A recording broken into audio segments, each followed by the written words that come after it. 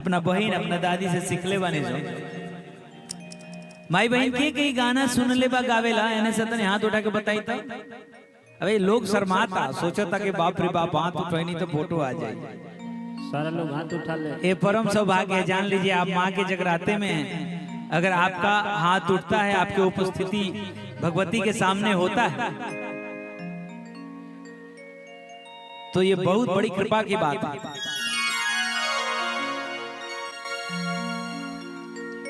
एगो हमार गीत 2-3 साल पहले ऐसे ही बात बात में गाना बना देनी सो कि मावा के गढ़िया मैया हो कोयलिया बोले कोयलिया।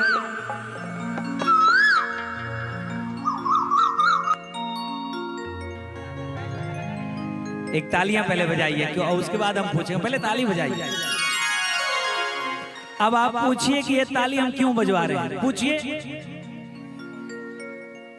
हम इसलिए बजवा रहे हैं कि हमने जैसे गाना गाया वो लाइन की अमुआ की डढ़िया मैया कोयलिया बोले, तो ये कोयल का आवाज किसने बजा दिया मिशन टीम में से? पैड वाले भैया का कमाल है। राजेश भाई। राजेश भाई तो कमाल कर रहे हैं। बलियों में भी उस दिन कमाल कर रहे थे, कीबोर्ड छोड़ छोड़ के पैसा उठा रहे थे। भाई देखिए आप ही नहीं हम भी उठा रहे थे पैसा, क्या करें।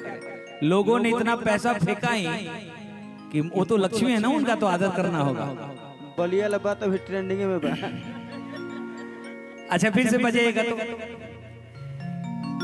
किया मामा के गढ़िया मैया हो कोयलिया बोले कोयलिया।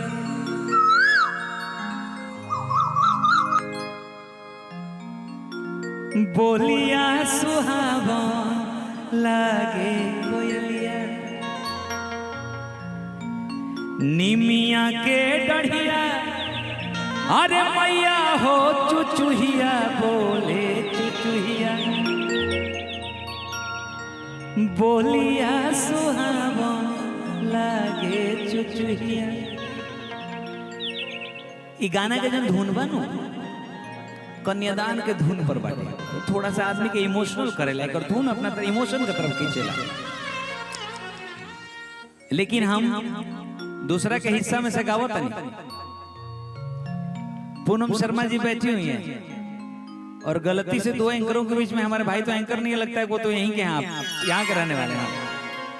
तो दोनों का जो कोलिजन हो गया अभी कोलेब्रेशन के बदले में, वो करे कि हमको पूनम जी को बुलाना था और किसी ने कहती है कि अजीतानंद को बुला दीजिए। तालमेल गड़बड़ा गइल। तालमेल बात ऐसा लगा कि सबे अपन अपन पक्ष देखत रहल भैया। वहां के लइका बने सर हुआ कहत नहीं तो बारी तक पूनम के गावे के बात हम एक लाइन में एगो गाना गा दिया कि यही पर ब्रेक कर दी जैसन का हम लोरो वालो।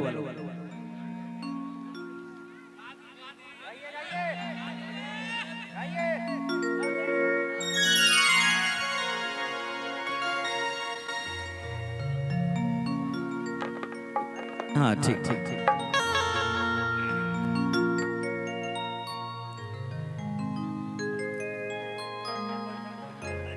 लाइव करिएगा आप लोग, लाइव करिए, बहुत अच्छा लाइव जाएगा, लोग देखेंगे तो अच्छा लगेगा। आज छठ का खरना है, लाइव करिए।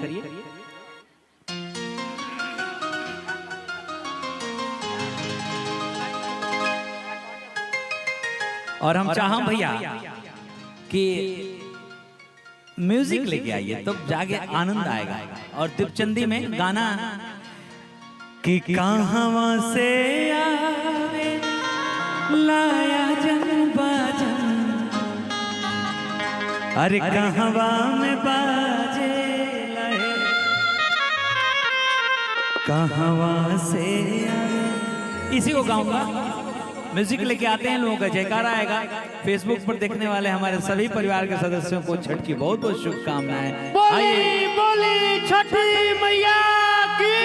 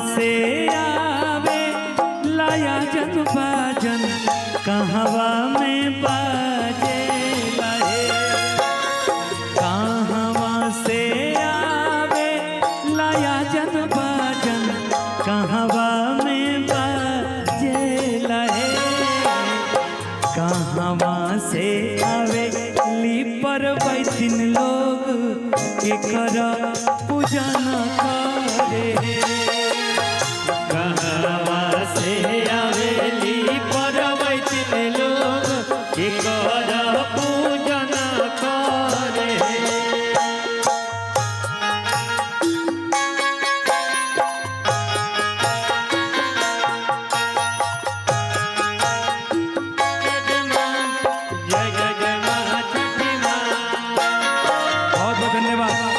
छठी मैया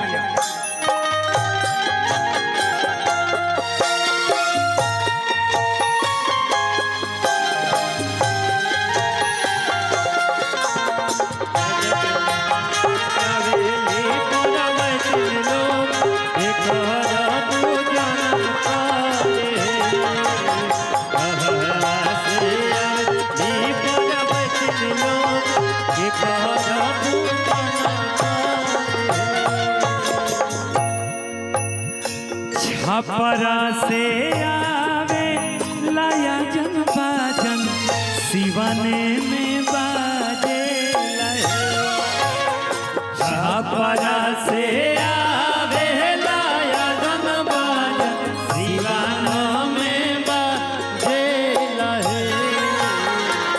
घरे घर से आवे पर पैथिन लोग छठ के पूजन करे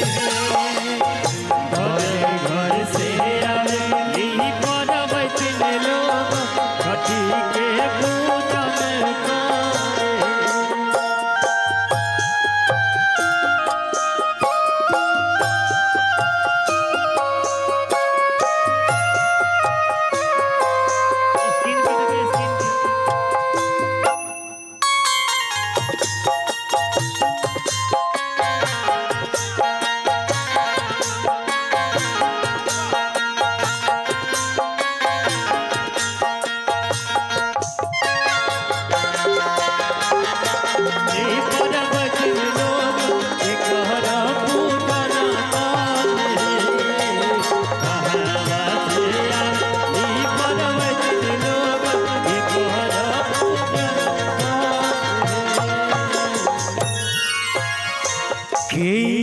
जे पेन्हले पियरिया था के चुनरिया के जे पेन्हले पियरिया था के चुनरिया। देखिए मैं ये लाइन इसलिए गा रहा हूँ क्योंकि आप जो भी ग्राफिक्स चला रहे हैं हमारे भैया पियर हमार वेशभूषा में धोती गंजी पहनले फोटोआ जब आई तो बोले इनमें गाँव में तो अच्छा लगे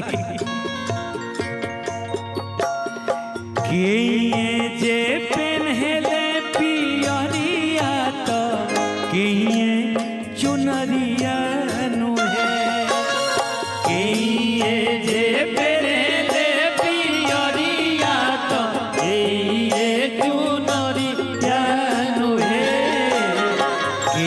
माथे दौड़ा उठावे लेता छठ के पूजन बोला ये माथे दौड़ा उठावे लेता छठ के पूजन बोला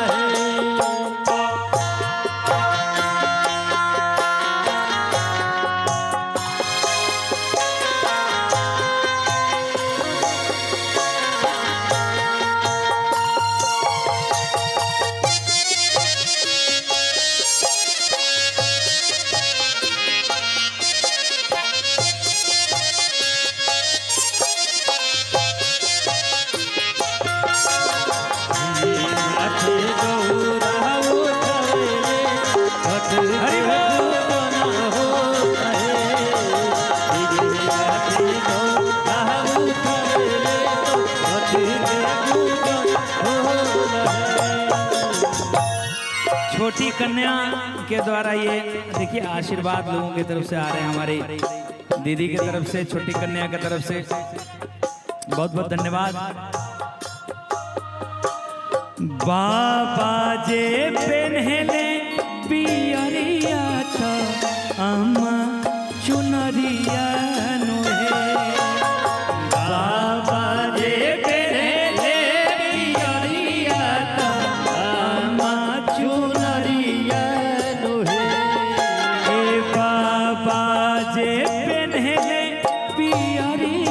तो अम्मा चुनरिया नुहे बाबा जे पेनेले पियरिया तो अम्मा चुनरिया नुहे भैया माथे दौरा उठावे तो छठ के पूजन हो रहे भैया माथे दौरा उठावे तो छठ के पूजन हो रहे भैया माथे दौरा उठावे तो छठ के पूजन हो रहे भैया माथे दौरा उठावे तो छठ के पूजन हो रहे भैया माथे दौरा उठावे तो छठ के पूजन